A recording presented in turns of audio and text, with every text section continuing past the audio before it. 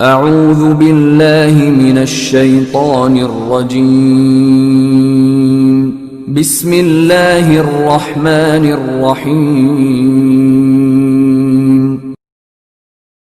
وَإِذْ قُلْتُمْ يَا مُوسَى لَن نُؤْمِنَ لَكَ حَتَّى نَرَيَ اللَّهَ جَهْرَةً فَأَخَذَتْكُمُ الصَّاعِقَةُ وَأَنْتُمْ تَنْظُرُونَ۔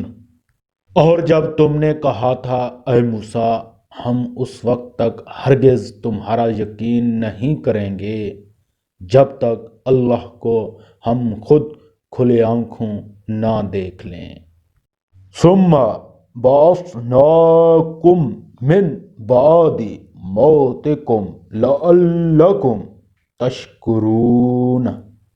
نتیجہ یہ ہوا کہ کڑکے نے تمہیں اس طرح آ پکڑا کہ تم دیکھتے رہ گئے، پھر ہم نے تمہیں تمہارے مرنے کے بعد دوسری زندگی دی تاکہ تم شکر گزار بنو۔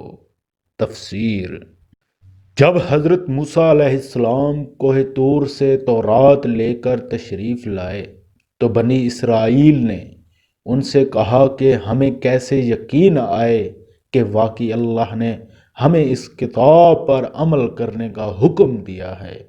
شروع میں ان پر حجت تمام کرنے کے لیے انہیں اللہ نے براہ راست خطاب فرما کر تورات پر عمل کا حکم دیا، مگر وہ کہنے لگے کہ جب تک ہم اللہ تعالیٰ کو آنکھوں سے نہ دیکھ لیں ہمیں یقین نہ آئے گا۔